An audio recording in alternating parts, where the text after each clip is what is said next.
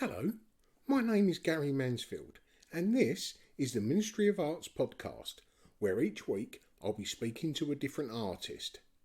Now let's begin by bagging these bongos.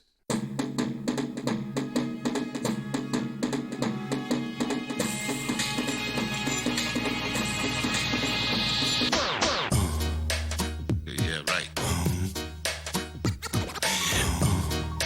Crazy. Hello, how are you? And welcome to the first episode of 2024. For this episode, which is, 241, I'm just going to do a quick little rundown of the guests we've had throughout 2023 before going into the first episode of this year, which is with the mighty, should I add, Sarah Prinsley. And like at the start of nearly every episode, I try not to just make it sound like words because it is really important. But thanks to all the Patreon supporters who help keep this podcast going. And without that support, it genuinely can't happen. And also any of you that have purchased off of our merch store. Both the Patreon and the merch store can be found over on the Ministry of Arts Instagram profile in their Linktree drop-down box.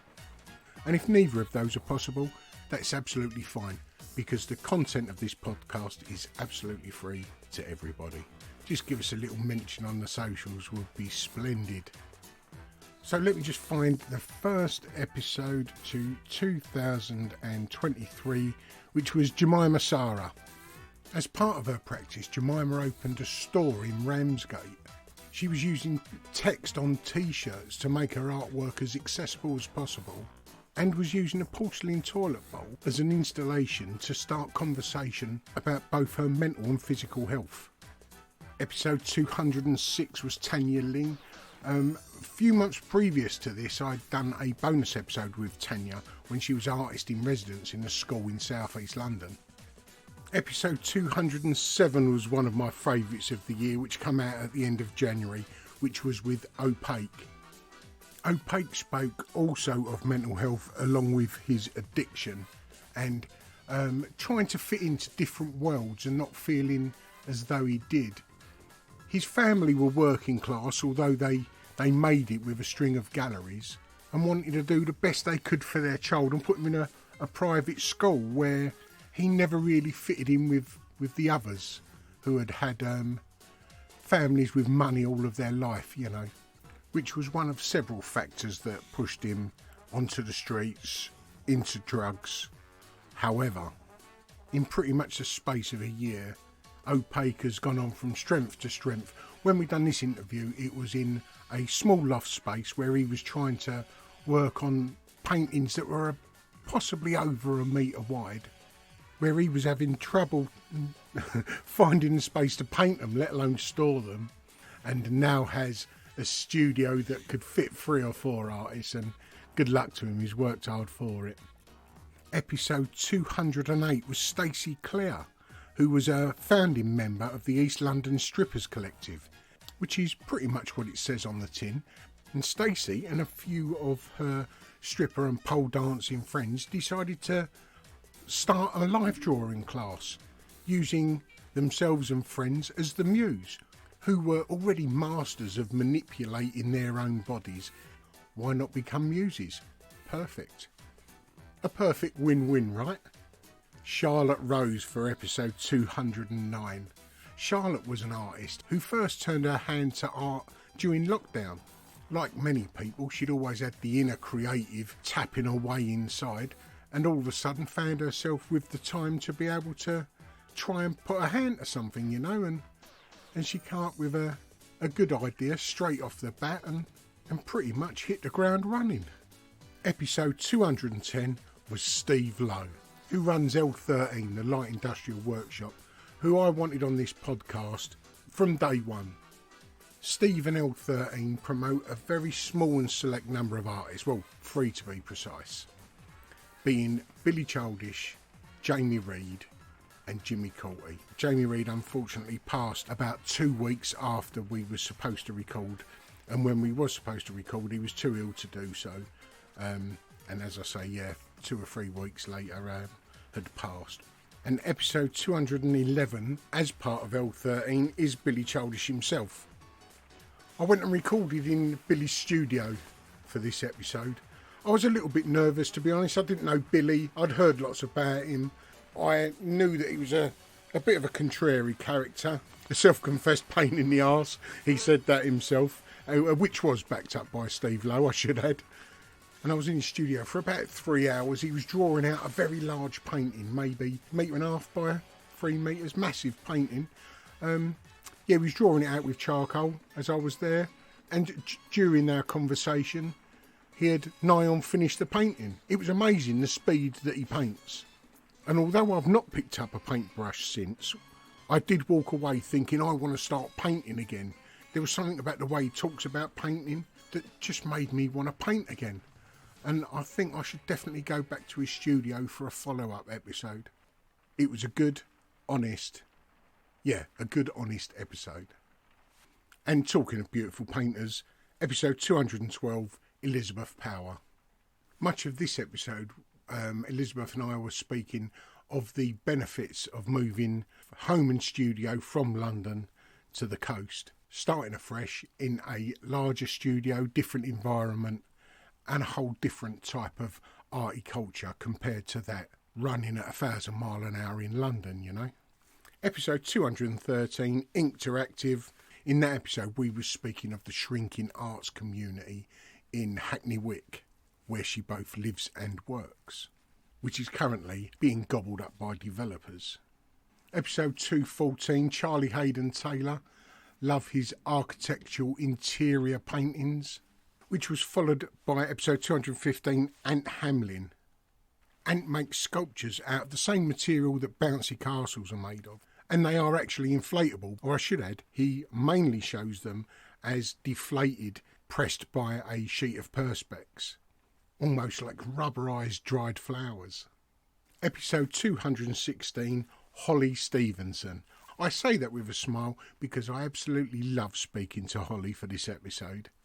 I knew and admired her and her work for some time, but was totally unaware that it all stemmed back to a childhood visit to the Freud Museum and a nigh on, I think obsession would be the right word, an obsession with Freud's cigar and ashtray that was left on his desk. Go and listen to it, amazing.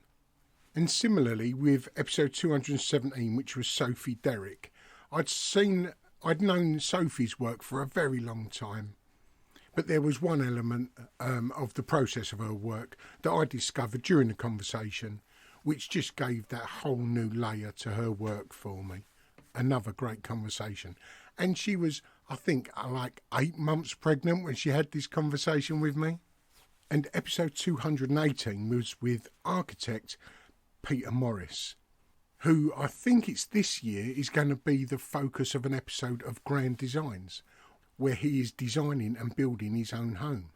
And the installation he showed this year in Holland Park as part of the Kensington and Chelsea Art Week and Art Trail was a sort of maquette of the building itself. And I think this was the first in a series of podcasts for the Kensington and Chelsea Art Week and Art Trail, who I partner with annually. Hopefully will do in 2024. Episode 219 was again one of my highlights of the year, Sarah Graham. I mean, her paintings are amazing anyway. She suffered from severe bipolar and her manic episodes were like properly bonkers. And please don't think I'm making light of her situation, but on one occasion she thought she was super rich and just started buying artworks on credit cards, taking her little nephew to the Ivy for lunch. She thought she was a spy, and when she finally got sectioned, rather than realising that she was entering a secure hospital, she thought she was going to an academy for superheroes. An amazing story, and she's come out the other end as an absolute powerhouse. And just after this episode, she started a project called Samaravans, where she asked dozens of artists to paint over a template of a VW camper van, and as the name may suggest, all the proceeds went to the Samaritans, which, if I remember rightly, was in the region of around £40,000. So it turns out she was a bit of a superhero after all. Sarah Jameson was another artist that I hadn't previously met. I spoke to her as part of the Kensington Chelsea Art Week and Art Trail. Another amazing story of a woman who as a child felt oppressed living in a heavily religious family home where she felt the girls were almost overlooked. She rebelled against that upbringing, and later on in life, having had her own children, she's bringing back into her family some of those things that she sees as the more positive things. Wasn't really rejoiced when she was a child. Again, as another part of Kensington Chelsea, episode 222, Lucy Oates. During this episode, Lucy told me that she was about to start a huge painting or mural on the floor, which she called a floral, outside of Olympia Station. So when she started that painting, me and my better half popped down to see how she was getting on. And we got there very early doors when she was pretty much just drawing it out. But for the rest of that day, which was a glorious sunny day, she had members of the community coming down to help her paint with paint and rollers on the floor. Quite amazing. And episode 223, which was with Josephine Chimay, which was recorded at her installation, which was a huge carved and embellished afro comb, stood proudly outside the train station. A very imposing work. Fredericks Vermin for 224. Fredericks Vermin, what a name, right? Another episode that had been in the making for a year or so. Top-notch guy. Everywhere he looks he finds artwork, and his hands can't really keep up with making the artwork as quick as his mind can create it, you know. And episode 225, Misha Milovanovic, an extremely calm and spiritual person and artist, who had such a presence I was almost calm and relaxed for the rest of the day. And in stark contrast, well in name at least, episode 226, Angry Dan, whose murals pretty much emit hope and optimism. Episode 227, speaking on behalf of Baker and Borowski, was one half of that duo, Lee Baker, the other half being Catherine Borowski, two of my most favourite people in the art world. They are an artistic duo who also run the Skip Gallery and Graphic Rewilding, both amazing entities that look at making good art very accessible. Episode 228 was Jimmy Courty. I also say that with a smile. This again was recorded in person. I was well aware that Jimmy Courty did not like interviews and was also somewhat of a contrary person, like Billy Childish. But like Billy Childish, it started out slightly frosty and very quickly became a very good conversation. And for this episode, I had several messages off of people who are both fans of Jimmy and who know Jimmy, who were all very surprised how open and honest he was during this interview, because as I say, he doesn't do interviews. Episode 229, Junior Tomlin. I enjoyed this conversation also. Junior was one of the artists who was included in the Kensington Chelsea Art Week and Art Trail series of podcasts. What I liked about this episode, that borough is a strange old borough because it has families, many families, who are very close to the breadline and many that are the wrong side of that breadline. It also has the other end of the spectrum. It has millionaires and very probably several billionaires in that borough. But once a year, it all comes together to produce art. And Junior was born in that borough, schooled in that borough, went to college in that borough, worked in that borough, and 60 years later still lives in that borough. Perfect.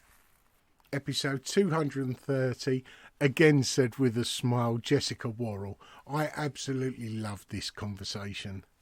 Jessica, in her practice, seamlessly joins 21st century fashion with 15th, 16th, 17th century artworks. What I love is that it was a concept that she'd been playing about with. It came from nowhere, made an instant impact, and she just went with it. Amazing.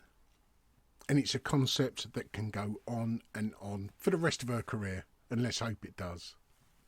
Episode 2031, Damien Priestley. Again, I'm sure you can hear it in my voice, being said with a smile. Damien, who is good friends with Billy Childish. Damien speaks of growing up in Northern Ireland through the Troubles, moving over to the mainland as a child and just trying to find his feet in a creative world, and he's definitely done that, that's for sure.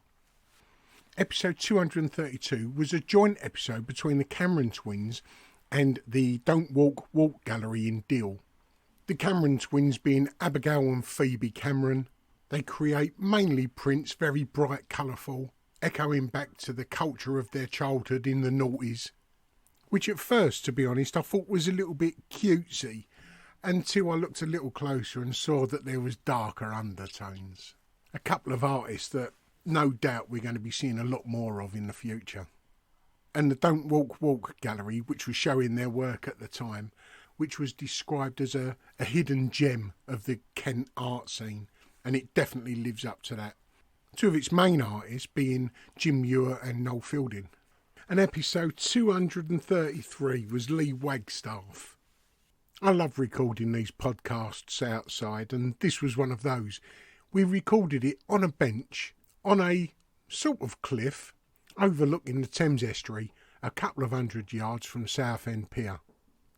He's had a proper extraordinary life as Lee, and he now lives in France, in the middle of a forest. So his life's no less extraordinary now he's a grown man. Episode 234, possibly my favourite episode of the year. Piers Secunda is like an artist, an archaeologist, an art historian and a war correspondent all rolled into one. An absolutely fascinating episode. Please do have a listen. Superb. Episode 235, Alison Jackson.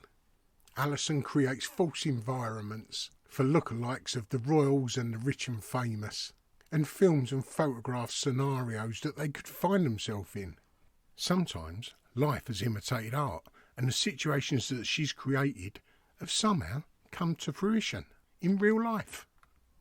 For episode 236 we had author, filmmaker, ex-prisoner Chris Atkins. Chris was an award-winning filmmaker who got himself wrapped up in a bit of fraud, ended up doing a few years in jail. He documented his time in there, which he turned into a Times bestseller, and more recently has written and filmed Vardy versus Rooney, Who Killed the KLF, and one that I think has just come out, highlighting the life and times of Mr. James Blunt. And episode 237, which is very near to my heart, is poet Joelle Taylor, who in 2023 was the curator of the annual Kersler Arts exhibition for those living within the criminal justice system. Hats off for Kersler Arts. Episode 238, Jamie Jones. Another artist who just put his hand to art during lockdown, previously being a very well-known mixologist. Again, hit the road running. And a similar conversation to that I had with Elizabeth Power. Jamie speaks of leaving the London art scene, just as he started within it, and moving to Cyprus. Episode 239. It was titled The Legend Background Bob. At the end of 2023, we lost Noah, aka Background Bob. I've done several episodes with Noah's dad Nathan, promoting Background Bob's work and exhibitions. He was a young lad who was born with a couple of life-limiting conditions, who made a massive impact in a very short time with his artwork, and the biggest smile in the art world. If you're going to listen to any, go and have a listen to that one. All the best to Noah, wherever you are, my friend. And that brings us to the last episode of 2023, which was with performance artist Martin O'Brien. Super guy, super artist, refers to himself as a living zombie for reasons you can find out by listening. And we had one of those super podcast moments where he was talking about something very serious. I pipe up with something very stupid, and we both put an handbrake on the conversation for a good couple of minutes because we're laughing like little schoolboys. So that is it for this little roundup of 2023. Again, thank you all for listening. 2024 will be our 6th year as being an art podcast. and giving myself a little pat on the back. We ain't done too bad. We're an independent podcast. We haven't got editors, producers, researchers. We're just me, a one-man band, wanting to make the art world as accessible for everyone as it should be. Like I've always said, art isn't a middle-class game. It's a game that everyone should be able to play. And that said, we're looking for the story behind the artist, that which churns up the want to create the art. And that's why we speak to artists from every rung of the artistic ladder, from novice to world famous. I mean, man, one of the best loved episodes was James Gray, a person that used art to get himself off the streets. Does it get much better than that, I ask you? And this accent of mine, no matter what you think of it, there are not enough regional accents in this art world. I just wanted good, honest conversation with brilliant creatives, no matter who or what they are or where they come from, or where they're going for that matter. So that said, all the very best for 2024. Thank you for listening, and I look forward to keeping you company every now and then. All the best. Ta-da.